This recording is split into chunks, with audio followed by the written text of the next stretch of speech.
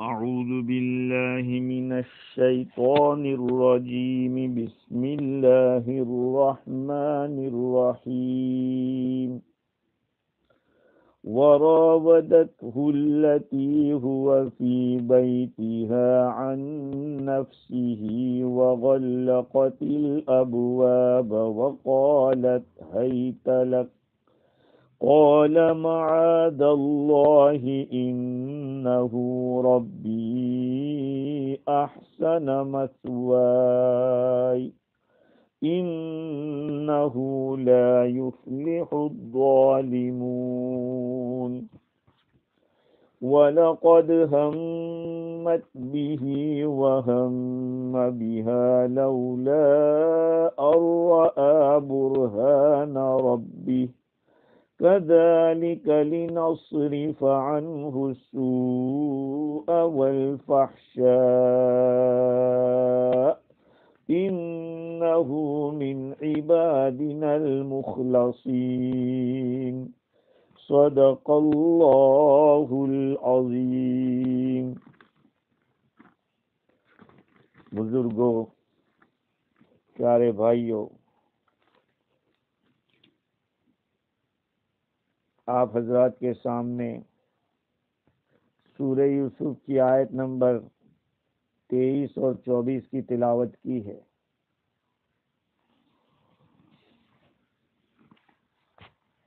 جس میں سے پہلی آیت کا ترجمہ یہ ہے کہ حضرت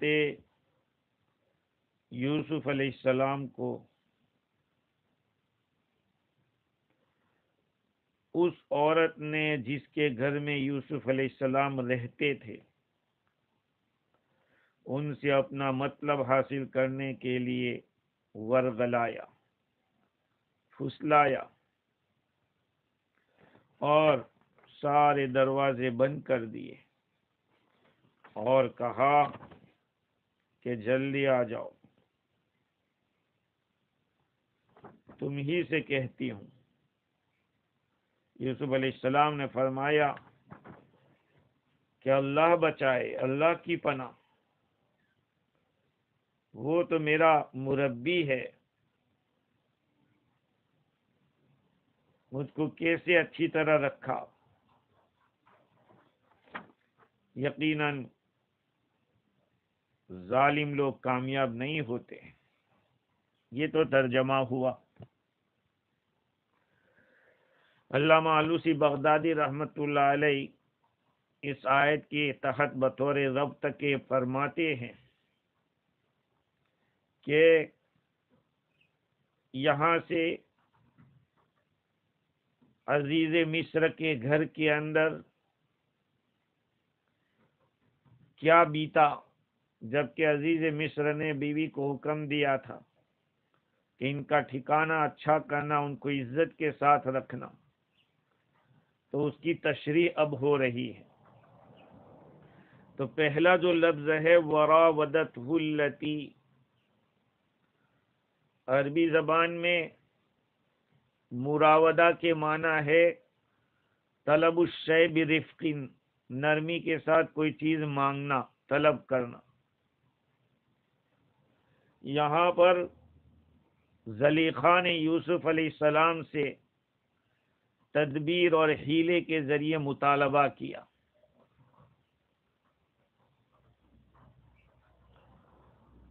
وغلقت الابواب، سارے دروازے بند کر دیے۔ گھر کے 7 دروازے تھے اور ہئی تلک کہا۔ اس میں کئی قراتیں ہیں ہئی تلک کے اندر، جس کے معنی ہے آ جاؤ، اور بعض قرات کے لحاظ سے ایک معنی یہ بھی ہوتا ہے کہ میں آپ ہی کے لیے تیار ہوئی ہوں، میں نے اپنے آپ کو آپ ہی کے لیے تیار کیا ہے۔ قال معاذ اللہ، میں اللہ کی پناہ میں آتا ہوں، اللہ بچائے۔ انہ ربی، وہ تو میرا مربی ہے، میرا محسن ہے۔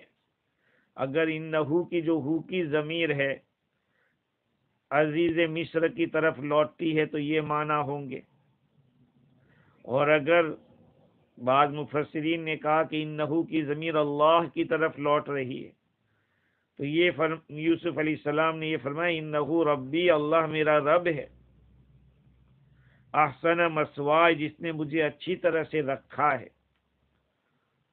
انہو لا یفلح الظالمون، ظالم لوگ کامیاب نہیں ہوتے۔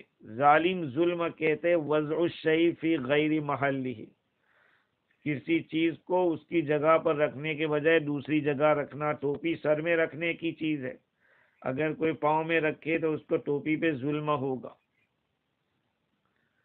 اور اگر جوتے پاؤں میں رکھنے کی چیز ہے اس کو سر پہ رکھے تو سر پہ ظلم ہو جائے گا۔ خیر، اب ماجرا کیا ہوا؟ مفسر سدی اور محمد بن اسحاق یہ فرماتے ہیں کہ عزیز مصر کی بیوی زلیخا یوسف علیہ السلام کو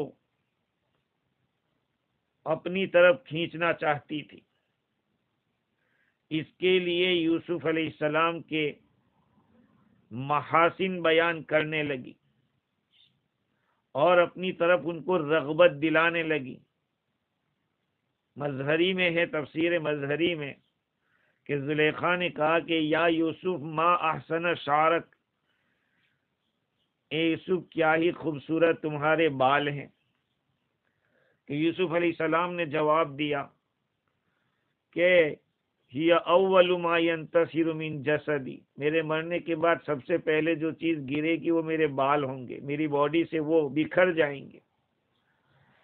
تو زلیخا نے کہا کہ ما احسن عینک، آپ کی کیا خوبصورت آنکھیں، آپ کی آنکھوں کا کیا کہنا۔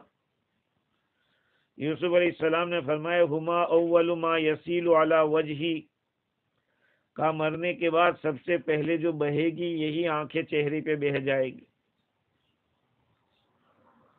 تو زلیخا نے کہا ما احسن وجہک، کیا ہی خوبصورت آپ کا چہرہ ہے۔ یوسف علیہ السلام نے فرمایا ہی هو للتراب تأکلہ، یہ تو مٹی کے لیے ہے، مٹی اس کو کھا جائے گی۔ اور یہ بھی کہا کہ زلیخا نے کہا کہ ریشم کا بستر بچھا ہوا ہے، کھڑے ہو جائیے اور میری حاجت کو پورا کیجیے۔ یوسف علیہ السلام نے فرمایا کہ اذن یذهب نصیبی من الجنہ، اگر ایسا کرنے جاؤں گا تو میرا جو جنت کا حصہ ہے وہ مجھ سے فوت ہو جائے گا، میں محروم ہو جاؤں گا اس سے۔ فلم تزل تطعمہ، وہ کھلاتی رہی اچھی اچھی چیزیں اور ان کو لذت کی طرف بلاتی رہی۔ یہ ایک نوجوان تھے، ظاہری بات ہے نوجوان کے سامنے اس طرح کی بات ہوتی ہے تو بدن میں گرمی حرکت تو آتی ہے، اور وہ بھی خوبصورت عورت بلا رہی ہو۔ تفسیر روح البیان میں یہ بھی ہے کہ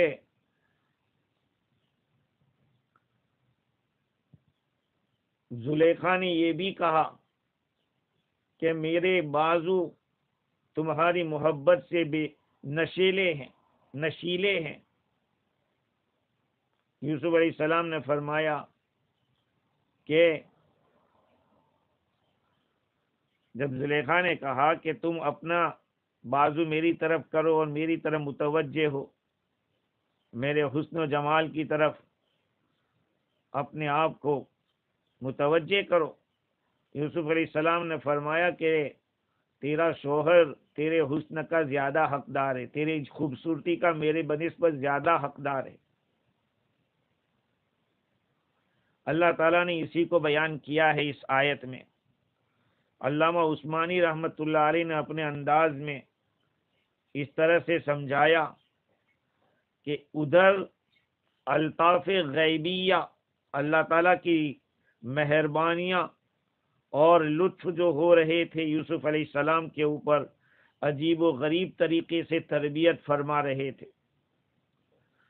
تو ایک طرف اللہ تعالیٰ کی تربیت تھی تو دوسری طرف عزیز کی بیوی زلیخا نے یوسف علیہ السلام کو ایک عجیب کشمکش میں ڈال دیا، ایک نہایت ہی مذلت الاقدام موقع امتحان کا کھڑا کر دیا، ایسا موقع کہ جس میں قدم پھسل جاوے، بڑے بڑے زاہد کا تقوی بھی پاش پاش ہو جاوے، ایسا امتحان۔ وہ کیا امتحان تھا کہ حضرت یوسف علیہ السلام کے حسن و جمال پر زلیخا مفتون ہو گئی، گرویدہ ہو گئی، گھائل ہو گئی، اور دلکشی اور ہوش ربائی کے سارے سامان جمع کر کے اس نے چاہا کہ یوسف کے دل کو ان کے قابو سے باہر کر دے۔ ایک طرف عیش و نشاط کے سامان، نفسانی جذبات کو پورا کرنے کی ہر قسم کی سہولتیں موجود، یوسف علیہ السلام کا ہر وقت زلیخا کے گھر میں موجود رہنا، اور پھر اس کا نہایت محبت اور پیار سے رکھنا، پھر تنہائی کے وقت خود عورت کی طرف سے خواہش کا بےتابانہ اظہار کرنا، پھر کسی غیر اجنبی کے آ جانے کے سبب جو دروازے تھے وہ سارے دروازے بند، دوسری طرف یوسف علیہ السلام کی جوانی کی عمر، قوت کا زمانہ، مزاج میں اعتدال، پھر ابھی شادی شدہ نہیں غیر شادی شدہ آدمی تجرد کی زندگی، یہ سارے دوائے اور اسباب ایسے تھے کہ جن سے آدمی ٹکرا کر کیا ہو جاوے، سارا تقوی سائڈ پہ رہ جاوے۔ علامہ عثمانی لکھتے ہیں کہ جن سے ٹکرا کر بڑے سے بڑے زاہد کا تقوی بھی پاش پاش ہو جاتا ہے، مگر خدا نے جسے محسن قرار دیا، وَكَذَلِكَ نَجْزِي الْمُحْسِنِينَ، جن کو محسن کہہ دیا اللہ تعالیٰ نے، علم و حکمت کے رنگ میں رنگ دیا اور پیغمبرانہ عصمت کے بلند مقام پر پہنچایا، اس پر کیا مجال تھی کہ شیطان کا قابو چل جاتا۔ ایک ہی لفظ کہا، معاذ اللہ، اللہ بچائے، خدا کی پناہ، اتنا کہتے ہی شیطانی جال کے سارے حلقے توڑ دیے، کیونکہ جس نے خدا کی پناہ لی اس پر کسی کا وار نہیں چل سکتا۔ کیسے چل سکتا تھا؟ آپ دیکھیے کہ زلیخا ایک کیسی عورت ہے، ایک بہت ہی بڑے اونچے گھرانے کی عورت ہے، چنانچہ تفسیر روح البیان کے اندر لکھا ہے کہ سلطان مغرب جس کا نام تیموس تھا اس کی بیٹی تھی، انہوں نے خواب میں دیکھا ایک دن، یعنی زلیخا نے، ایک بہت ہی زیادہ خوبصورت لڑکا ہے،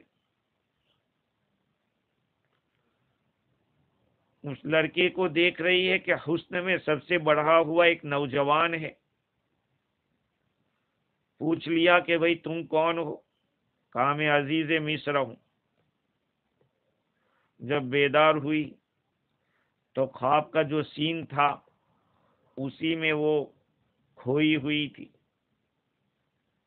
یہاں تک کہ اس کھوئے ہوئے ہونے کی وجہ سے حال بدل گیا، لیکن اس سپنے کو چھپایا کسی سے کہا نہیں، ایک زمانے تک چھپاتی رہی،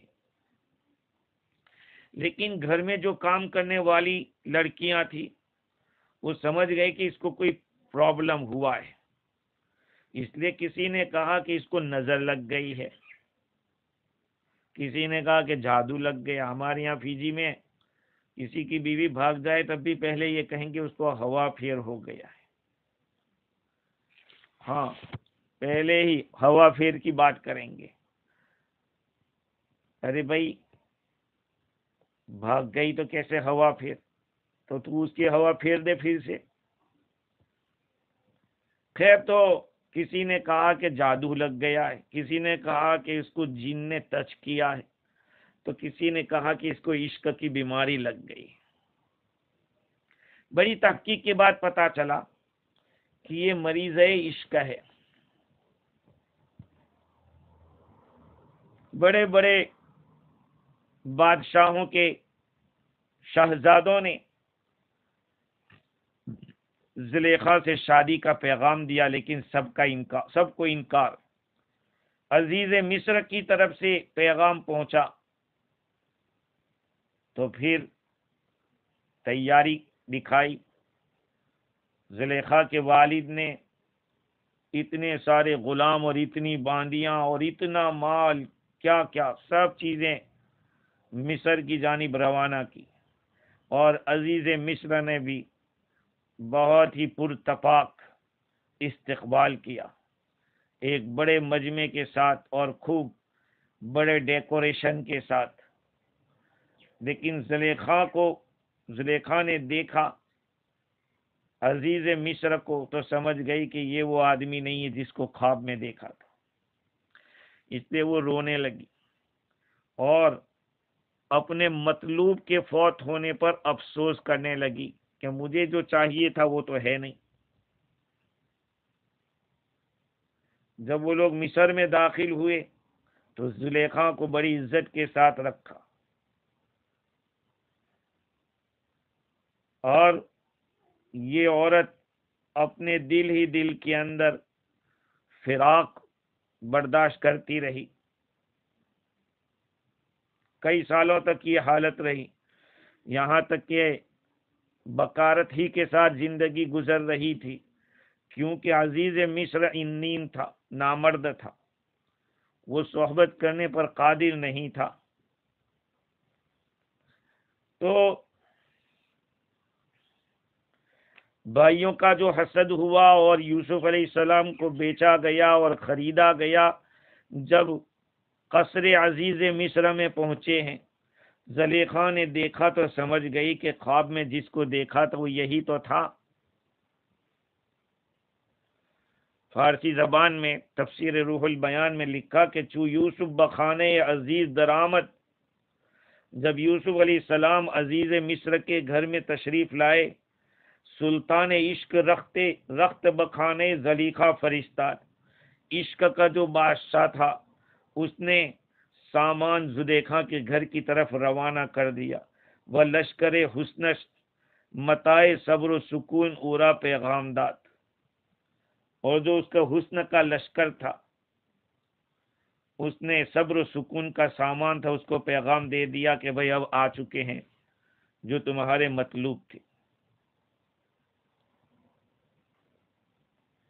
بڑی بےتابی سے یوسف علیہ السلام کا انتظار تھا، اور انتظار کے بعد جب آئے، یوسف علیہ السلام کی عادت تھی کہ قصر زلیخا کے اندر جو ایک باغیچہ تھا وہاں تشریف لے جاتے، اللہ تعالیٰ کی عبادت کرتے رہتے، اور اپنے دین کو 3 حصوں میں تقسیم کر رکھا۔ ایک حصے میں نماز پڑھتے، ایک حصے میں روتے اللہ کے سامنے، اور ایک میں تسبیحات کرتے۔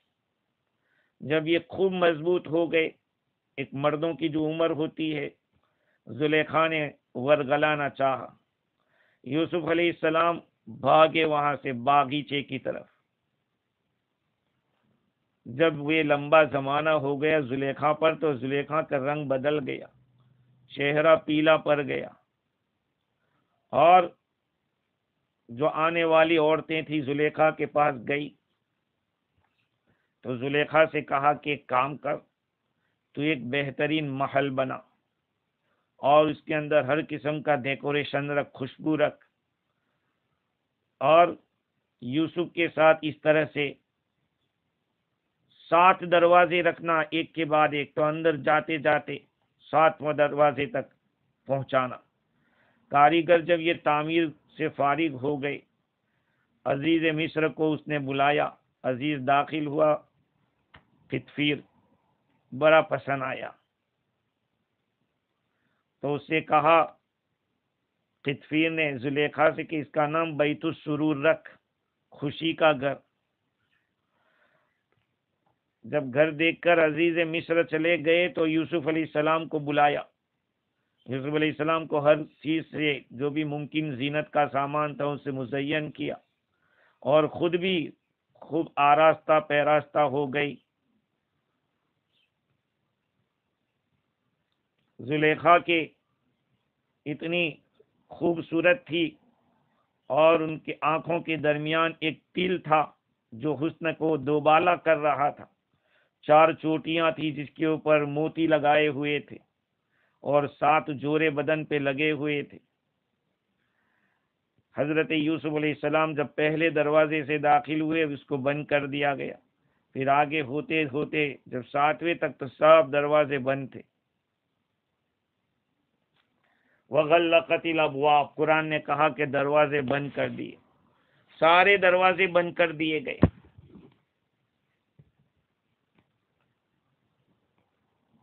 کیوں؟ اس لیے کہ یہ ایک ایسا عمل کرنے والی تھی جو لوگوں کے سامنے نہیں کیا جاتا۔ جب حلال طریقے سے آدمی اپنی جوڑوں کے ساتھ رہتے ہیں تو کھل کے نہیں کر سکتے، تو یہ تو حرام تھا، تو کیسے ایک خوف شدید کے ساتھ حرام کام ہوتا ہے؟ اس لیے زلیخا نے سارے دروازے بند کر دیے۔ اور مفسرین کا کہنا یہ ہے کہ لفظ بھی غلقت کا لفظ ہے، اغلقت بھی آ سکتا تھا، لیکن غلقت کا، تاکہ بتایا جائے کہ دروازے بہت سارے تھے، 7 دروازے تھے۔ وقالت حیت لک، اور کہا کہ آ جاؤ۔ حیت لک کے معنی میں بہت ساری باتیں ہیں، کہ اس لیے کہ قراتیں بہت زیادہ ہے اس میں۔ قال معاذ اللہ، حضرت یوسف علیہ السلام نے فرمایا کہ اللہ کی پناہ۔ یہ جو لفظ استعمال کیا ہے معاذ اللہ، اس کا کیا مطلب ہے؟ اللہ سے پناہ مانگ رہے ہیں؟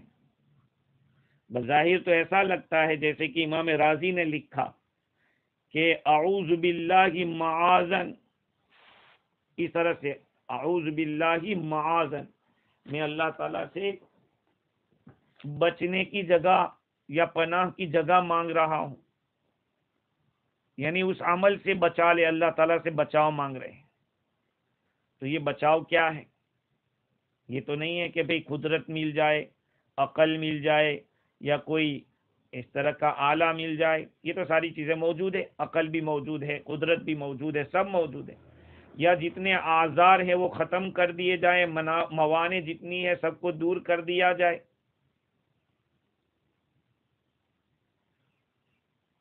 ہاں، تو یہ ساری چیزیں موجود ہیں، تو موجود کو تو مانگا نہیں جاتا، ورنہ تحصیل حاصل لازم آتا ہے۔ جو چیز پہلے سے حاصل ہے اس کو تھوڑی مانگا جاتا ہے۔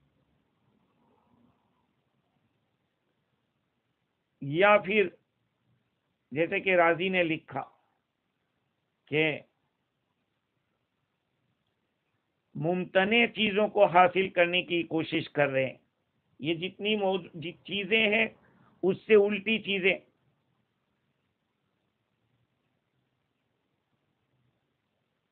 یہ بھی نہیں ہو سکتا۔ تو کیا مانگا یوسف علیہ السلام نے؟ مانگا ہے تو اس کا جواب یہ ہے کہ یوسف علیہ السلام نے ایک ایسا داعیہ اپنے دل کے اندر پیدا کرنے کو مانگا کہ یا اللہ تیری فرمانبرداری کی جانب میرا اندر ایسا جذبہ دے کہ میرا جذبہ ادھر ہی رہے کہ تیرا کہنا مانوں، اور گناہ کا جو داعیہ ہے وہ میرے اندر نہ آنے پائے، میرے دل سے دور رہے۔ اور یہی مطلوب تھا اس مقام کے لحاظ سے۔ ایسے بھی حدیث شریف میں نبی اکرم صلی اللہ علیہ وسلم ارشاد فرماتے ہیں، ایک روایت راضی نے نقل کی ہے، میں نے کہیں پڑھی نہیں، پہلی دفعہ راضی میں دیکھی، تو فرماتے کہ حضور اکرم صلی اللہ علیہ وسلم کی نظر جب حضرت زینب رضی اللہ عنہا پر پڑی تو حضور نے یہ دعا کی، یا مقلب القلوب ثبت قلبی علی دینک، اے دلوں کے پلٹنے والے میرے دل کو تیرے دین پہ جمع کے رکھنا۔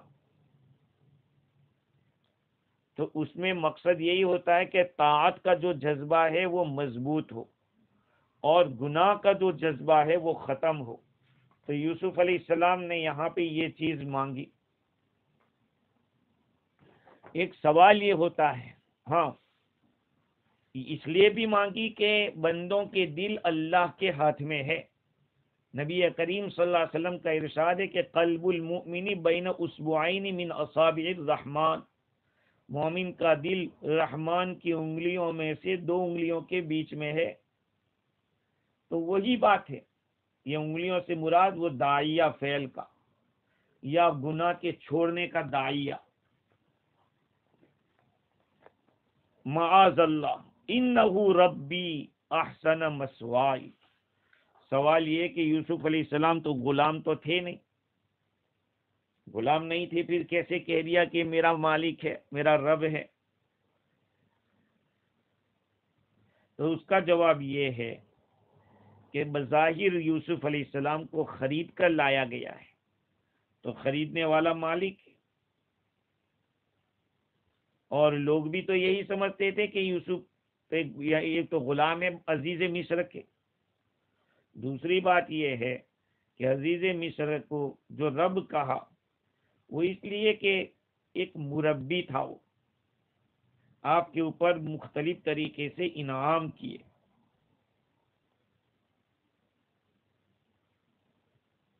اور یہ ایک ایسا لفظ استعمال کیا کہ بظاہر لوگ یہ سمجھیں گے کہ یہ مالک ہے، رب کہا، حالانکہ ان کی مراد مربی کی اور منعم کی تھی۔ اس شریعت مطہرہ کے اندر کسی کو رب نہیں کہا جائے گا، رب تو اللہ ہی ہے، اس کے سوا کسی کو رب نہیں کہہ سکتے۔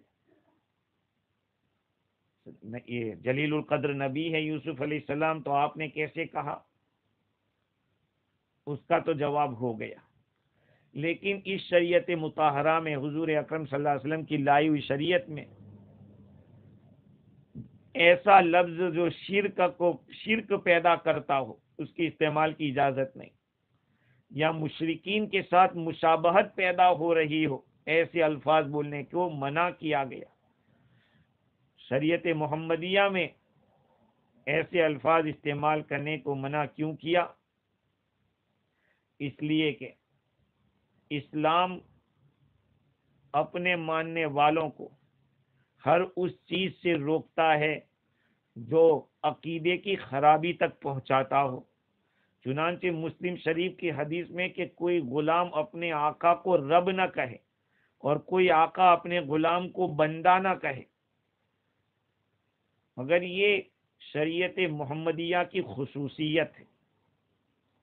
میں نے پہلے بار بار ایک بات کہی کہ جو چیز بڑے گناہ کا وینٹیلیشن بنتی ہو، شریعت نے اس سے بھی منع کیا۔ تصویر کشی حرام ہے، اس لیے کہ یہی بتوں کی پوجا تک پہنچانے والی چیز بنی۔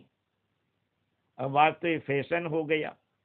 ہمارے علماء بھی بڑے شوق و ذوق کے ساتھ پہلے تو یہ کہہ کر کے، چونکہ دعوت کا کام کر رہے ہیں ہم لوگ، اٹ از دعویٰ، اس طرح کہتے تھے، لیکن اب تو فیشن ہو گیا اس طرح کا کہ مولانا بیان کے لیے جا رہے ہیں، ان پہ پھول برسائے جا رہے ہیں، وہ بھی فوٹو آ رہا ہے۔ ہاں، عجیب و غریب ڈھکوسلے ہیں آج کے زمانے کے اندر۔ اللہ معاف فرمائے، ان پڑھ تو ان پڑھ ہے ہی، لیکن پڑھے لکھے لوگ بھی جاہل بنے ہوئے ہیں، اس طرح کے کام کرنے میں شرم آتی ہے، ایسی ایسی باتیں بولتے بھی ہیں۔ جنہوں نے فتویٰ دیا تھا انہوں نے تو یہ کہا تھا تصویر کشی کے بارے میں کہ احتیاط کرنا چاہیے، احتیاط بہتر ہے۔ اس کا یہ مطلب کہ یہ غیر محتاط علماء ہے، یہی مطلب ہوا۔ اور بعضوں نے تو یہ کہا کہ ہم آڈیو کے ذریعے بیان بھیجتے تھے، کوئی ہمیں بھاجی کا بھاؤ نہیں پوچھتا تھا، تو پھر ہم نے سوچا کہ اب ویڈیو پہ جانا پڑے گا، تو ویڈیو پہ آئے تو اتنے زیادہ لوگ ہمیں دیکھنے لگے۔ اللہ کے بندو ذرا سمجھو، ڈیجیٹل ہو جانے سے یہ تھوڑی ہو جائے گا کہ تصویر نہیں رہے گی۔ جو کام ان تصویروں سے ہوتا تھا وہی کام ان تصویروں سے ہو رہا ہے۔ اس لیے میرا تو خیال، میرا تو عقیدہ اور میرا فتویٰ بھی یہی ہے کہ سوائے آفیشلی کام کے بہت ایسا کام جس کے بغیر اب کو چلنے والا نہیں ہے، وہاں فوٹو کھنچوا سکتے، باقی نہیں۔ خیر، تو میں یہ عرض کر رہا تھا کہ حضرت یوسف علیہ السلام نے کہا انہو ربی، یہ میرا رب ہے۔ یہ ربی کے اندر ایک احتمال یہ بھی ہے کہ یوسف علیہ السلام نے اللہ تعالیٰ کی طرف اشارہ کیا ہو کہ وہ رب میرا وہ اللہ ہے۔ یہاں ایک سوال ہوتا ہے کہ قرآن مجید نے اس قصے کو یہاں سے جو بیان کیا مراودت سے، وراودتہ التی هو فی بیتہا، اور عربی کے اندر خاصیت ابواب کے لحاظ سے مفاعلت میں جانبین سے ہوتا ہے۔ منازعات آپس میں جھگڑنے کو کہتے ہیں، مقاتلت ایک دوسرے کو قتل کرنے کو کہتے ہیں۔ تو یہ مراودت ہے، تو جہاں بہکانے کا کام زلیخا نے کیا ہے، لفظ کے اعتبار سے اس میں یوسف علیہ السلام بھی آ سکتے ہیں کہ مفاعلت کا لفظ یہاں ہے، تو اس کا کیا جواب دیا جائے گا؟ رازی اور آلوسی اور اسی طرح سے حقی تمام مفسرین رحمہم اللہ کہتے ہیں کہ اصل میں یہ فعل صادر ہوا تھا جانب مقابل سے، ہوا زلیخا سے، لیکن کیوں ہوا ہے؟ اس لیے کہ سامنے والا تھا ایسا، جمال یوسف میں وہ طاقت تھی کہ جس نے زلیخا کو مجبور کر دیا مراودت پر۔ تو جہاں زلیخا کا ایکشن لینا یہ مراودت ہے، وہیں پر یوسف علیہ السلام کا اس طرح کا حسین و جمیل ہونا یہ بھی تو ہے۔ جیسے کہ ڈاکٹر کے پاس جاتے تو اس کو کہتے ہیں مداوات، بھائی علاج تو ڈاکٹر کرتا ہے، مریض تھوڑا کرتا ہے، لیکن مریض کا جو مرض ہے وہی ڈاکٹر کو علاج پر مجبور کرتا ہے، تو اس کو کہتے ہیں مداوات الطبیب۔ ایک وجہ تو یہ ہے۔ اور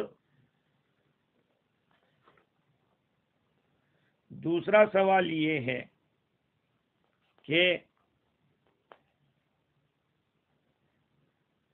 حضرت یوسف علیہ السلام تو آزاد تھے، اس کے باوجود ان کو اپنا رب کہہ رہے ہیں، تو اس کی وجہ تو میں نے بتلا دی کہ وجہ یہ تھی کہ ظاہر میں لوگ ان کو یہ سمجھتے تھے۔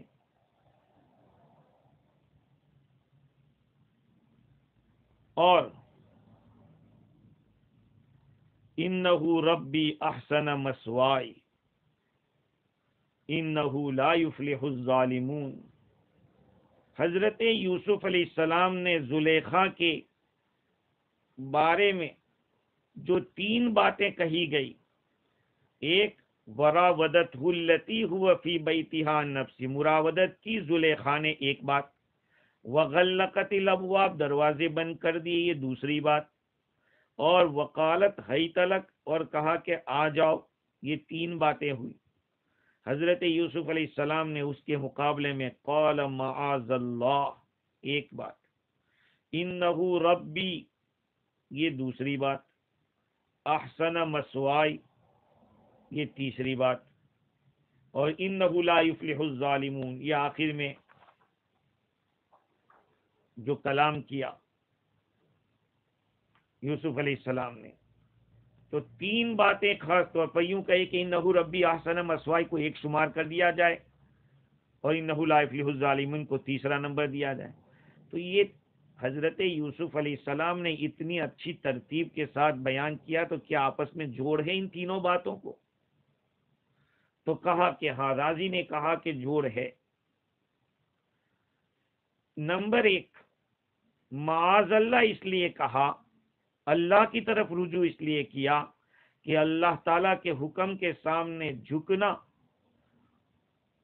اور اللہ تعالیٰ نے بندے کو مکلف کیا ہے، یہ بہت اہم بات ہے، کیونکہ اللہ تعالیٰ کے انعامات اور اس کے الطاف بندے کے حق میں بے شمار ہیں، اس لیے ایسے حالات میں بھی اسی کے سامنے جایا جائے۔ اس لیے معاذ اللہ کہنا اشارہ اس بات کی طرف ہے کہ اللہ کا حق یہ ہے کہ میں اس عمل سے رکوں۔ دوسری بات یہ ہے کہ نفس کو نقصان سے بچانا واجب ہے، اور یہ جو لذت ہے وہ تھوڑی دیر کی لذت ہے، جس کے پیچھے دنیا کے اندر بھی رسوائی ہوگی اور آخرت کے اندر بھی بڑا شدید عذاب ہوگا۔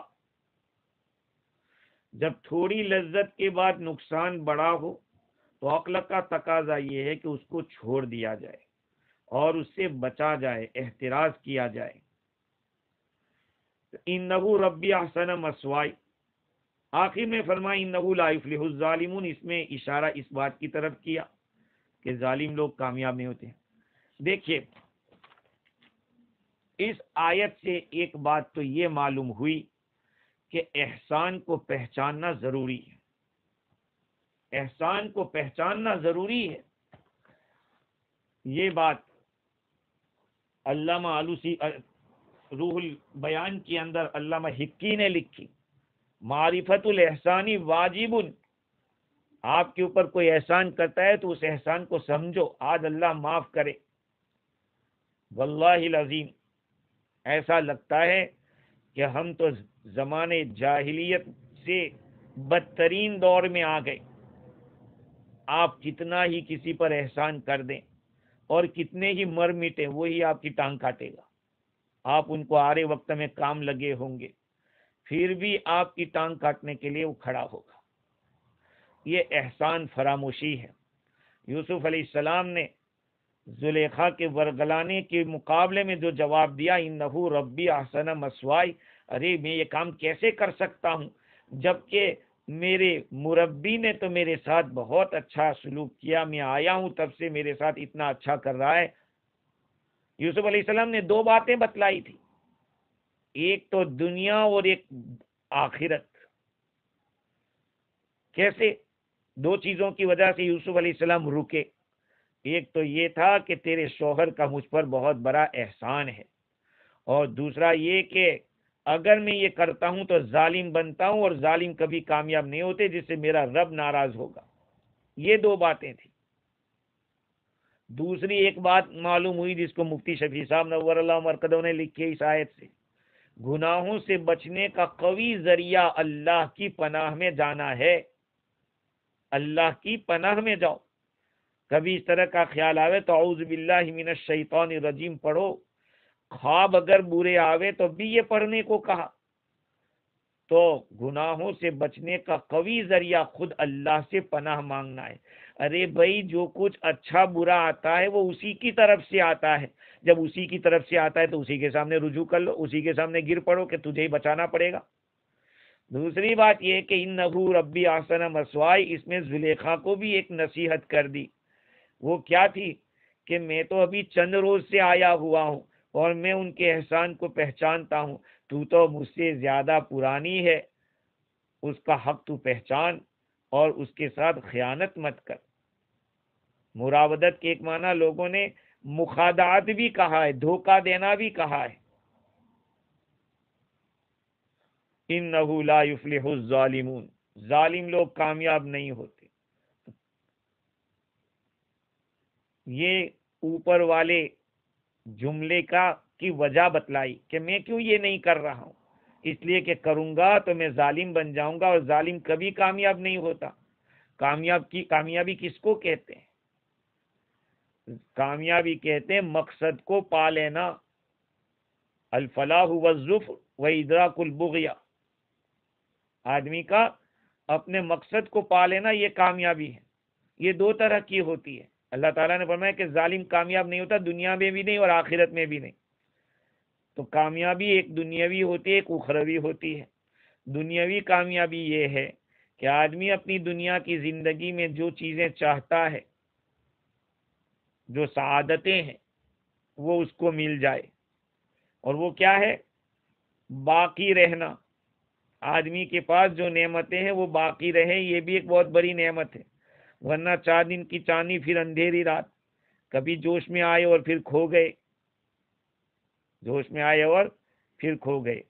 بہت سارے لوگ سودی کاروبار میں جاتے ہیں، پھنستے ہیں، کچھ دن رنگ ریلیاں مناتے ہیں، پھر ڈوب جاتے ہیں۔ کیا ہوا؟ کب بینکرپٹ ہو گئے تھے؟ تو ہونے ہی والا تھا۔ گناہ کے ذریعے سے کئی راحتیں تھوڑی ملتی ہیں۔ تو بقا آدمی اچھی طریقے سے چلتا ہے. دیکھو دینداری رکھو گے تو دیر تک چلتے رہو گے. بے دینی میں کچھ وقت لگے گا اچھا، لیکن پھر ڈوب جاؤ گے. دنیاوی کامیابی میں ایک تو بقا ہے، ایک غنا ہے، اور تیسرا ہے عزت. کتنے لوگ ہوتے ہیں کہ پیسہ بہت ہوتا ہے، ان کی کوئی عزت نہیں ہوتی، ان کو کوئی پوچھتا بھی نہیں، بلکہ گالیاں دیتے ہیں غریب لوگ کہ ایسے دنیا کے اندر بوجھ بنے ہوئے ہیں، اتنا سارا مال ہے کس کام کا، اس طرح کی بات کرتے ہیں. خیر یہ دنیاوی کامیابی ہے.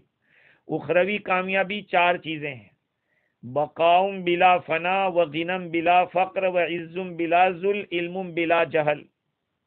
4 چیزیں ہوگی تو آخرت کی کامیابی ہوگی.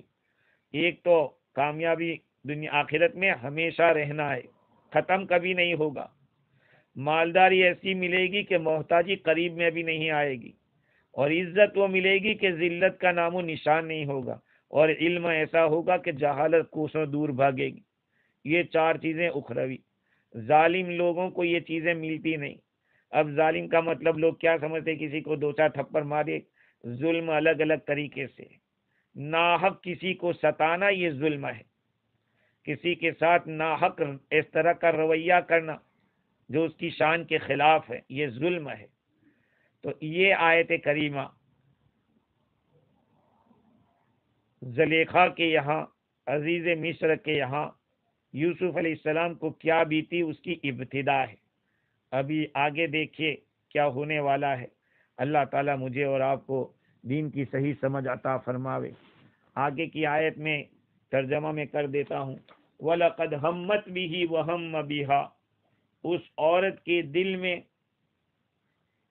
ان کا خیال جم رہا تھا. زلیخا نے یوسف کا ارادہ کر لیا.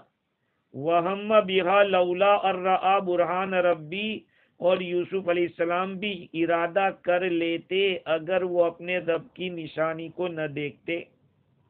كَذَلِكَ لِنَصْرِفَ عَنْهُ السُّوءَ، ہم اسی طرح سے ان سے برائی کو اور بے حیائی کو ہٹاتے ہیں. إِنَّهُ مِنْ عِبَادِنَا الْمُخْلَصِينَ، وہ ہمارے چنے ہوئے بندوں میں سے، ہمارے برگزیدہ بندوں میں سے. اللہ تعالیٰ تعریف کریں یوسف علیہ السلام کی پاکی کی. دیکھیے اس کے اوپر انشاءاللہ آئندہ کل گفتگو کریں گے. اللہ تعالیٰ مجھے اور آپ کو بھی عزت کی زندگی نصیب فرمائے، اور دنیا اور آخرت کی عزت ہم سب کی مقدر میں اللہ تعالیٰ لکھ دے. وآخر دعوانا ان الحمد للہ رب العالمین.